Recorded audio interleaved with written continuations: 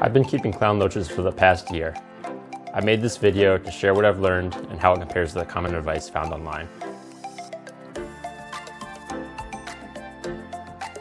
Hi there, it's Connor. Welcome to my channel. I first got clown loaches a little over a year ago now. Along with keeping them, I spent a large amount of time learning about clown loaches. So I wanted to give a species profile and go through my experience keeping them. A brief history about clown loaches and I. When I got back into the hobby a little over a year ago, I always thought they were very cool looking. After learning more and more about them online, I knew I had to get some one day. And then eventually I saw a group at a Petsmart, and they had a few that were only a ½ inch. They looked so cute and so tiny. So I made plans to have a tank large enough to raise them for the first couple of years of their life, and then knew I'd be able to afford a larger tank in the future once they grow out to that.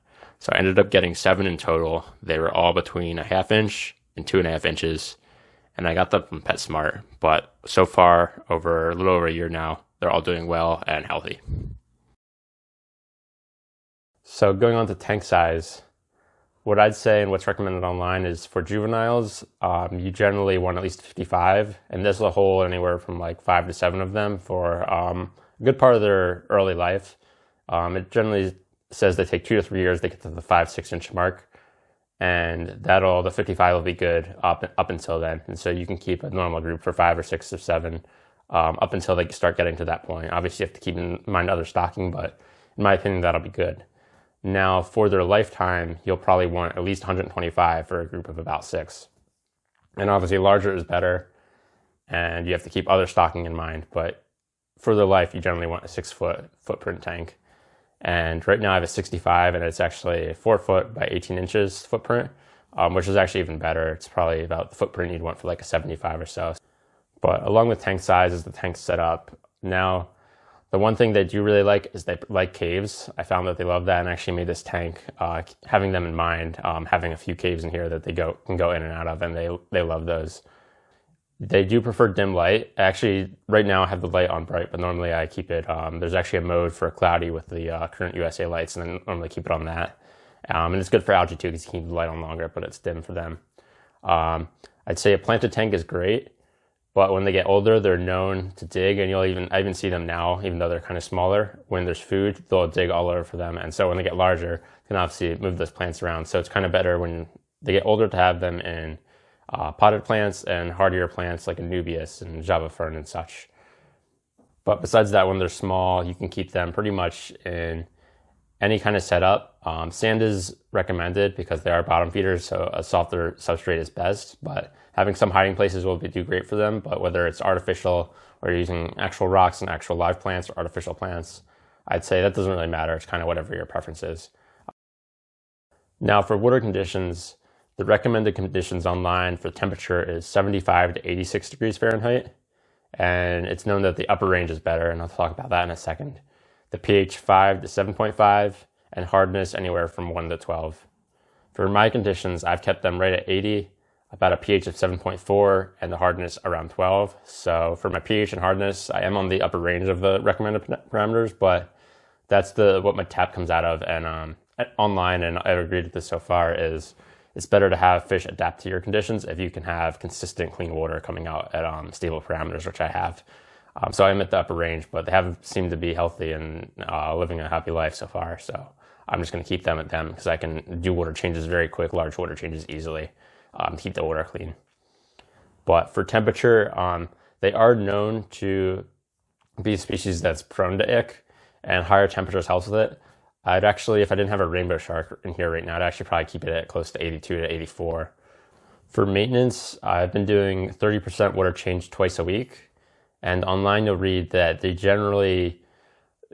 kind of like discus. If you read on them, people will recommend high water changes for clown loaches, especially as they get bigger and bigger.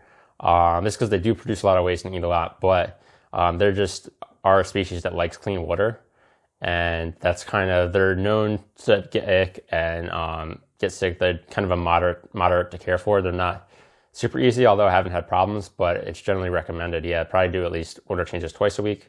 I think if you're doing a large one, you could do once a week, but obviously your stock and everything comes to mind. Generally, when you're talking about nitrate, 40 ppm is generally for them what you want to stay below. I mean, for any fish, but it seems for them it's more important. where they come from, there's flowing water, so there's always clean water. So they're just used to that. So you can't really let stuff build up too much. So I'd say at minimum, be ready to do water changes once a week, but more is even better for them. For food, they love to eat almost everything. I'm going to show you some foods here in a sec, but I'll say that when I put flakes in or cichlid pellets, they'll go for those too. They go for almost everything. Otherwise, besides them just eating everything, they will eat vegetables you put them in. I've put in cooked peas, and they love those. Otherwise, I've seen people put in cucumber and such. The thing is, you have to have something to weigh down the cucumber. But besides that, the foods that I like to give them are mostly bottom feeder foods. The two that they really like are these sinking wafers, and then these shrimp wafers by Tetra. And they both love both of them. I mean, there's Clown Loaches on the packages. They'll eat those right up. Also, these veggie rounds. To give them some veggies. I put one of these in maybe twice a week, and they'll eat those, and they really like those. Also, Vibro Bites. They're more for top feeders, but these sink a bit, and they will, even when they're at the top, mine go for these and absolutely love these. So this is a food I recommend for almost any tropical community fish. All of mine have loved it so far. And then the last food is bloodworms that they go crazy for. And if you can get frozen bloodworms, that's even better. But freeze-dried too are great, and they will absolutely go crazy for those. So I highly recommend bloodworms. But with any fish, a variety's best. So just if you get some of these foods and just switch them out as you go through the week, they'll probably be doing great. I will put links to all of these in the description if you're curious to check any of these out. For Clown Loach growth, there are fish that can get up to 12 inches, which is pretty large. And at stores, you usually will find them anywhere from like 1 to 3 inches. You usually find them pretty small.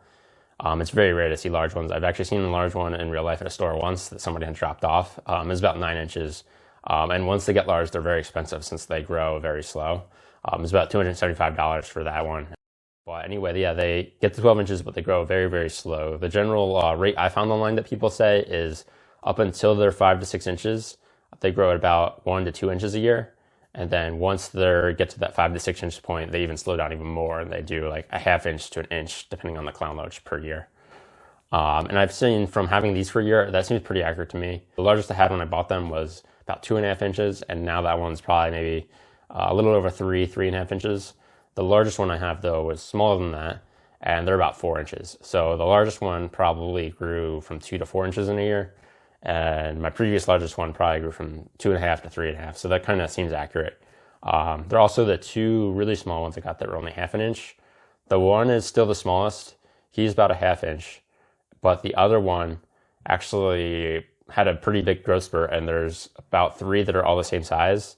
That are all in the middle of the size range for me. And I actually don't know which one was the smallest one originally. That one kind of shot up and caught up to some of the other ones. But basically the point of that is they kind of all grow at different paces, and I've seen that. So I'm kind of excited to see in a year where they end up and even further from that.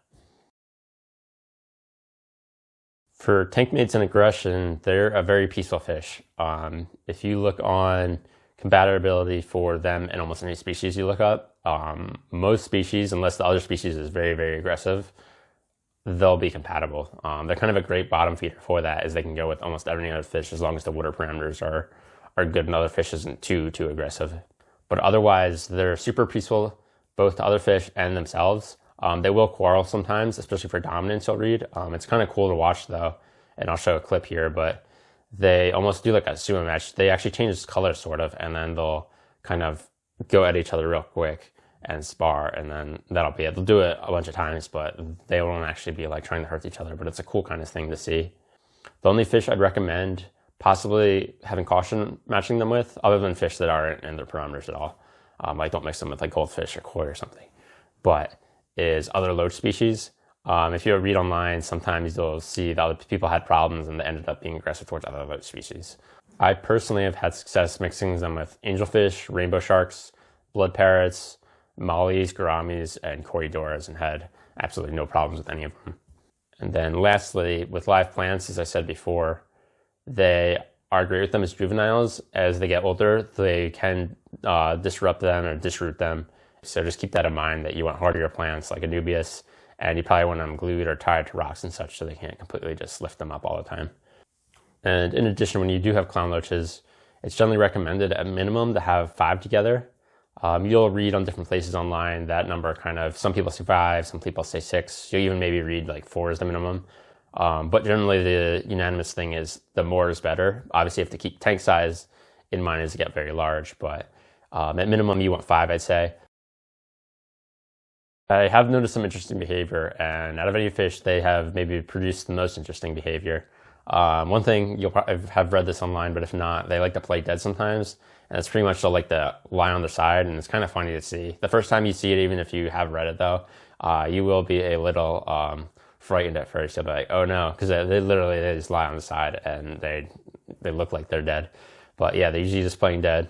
They will joust for dominance, which is kind of cool to watch, and they actually change colors. Their black stripes actually almost get like faded, and the 2 of them will just kind of spar. It's almost like a sumo match. They'll kind of square up and then go at each other. They are known to jump, so it is recommending having a cover. I actually have a netted cover on here that I keep, and it's decently tight, and it covers all the areas. I haven't had any problems with them jumping out at all. And then another cool thing, I said that it's better to have more of them, is they generally swim together. It's generally actually really cool to watch them interact and behave, especially in the morning when they're waiting for food. They're all kind of swimming together in a little pack. So that's very, very cool and very fun to watch. Now, for someone thinking of clown loaches, do I recommend them? And I say I love them. They have so many cool behaviors. They're so fun. They're very active and energetic, and they just look amazing. And you can put them with so many different types of fish. They're just a great bottom feeder, especially if you have like more medium to larger size fish and you want a peaceful bottom feeder to go with them. But the thing is, they grow very large, so you have to have plans when you get them for what you're going to do in the future in a few years once they do need that, 90, 125 gallon tank. Otherwise, they're amazing fish. I'm so excited to see them grow up because they are growing so slow, but I know they turn into just giant fish. So I think that's a really cool thing. And just because their behaviors are so fun, I've enjoyed them so far. So I do recommend it, but make sure you can prepare for the future. Anyways, I'd love to hear if you've kept clown loaches or would like to in the future. And I'll leave a link to a species profile for a site I made for them if you want to read more on the stats and parameters that are best for them. And if you enjoyed the video, please consider giving my channel a sub. Anyways, I'll catch everyone in the next video.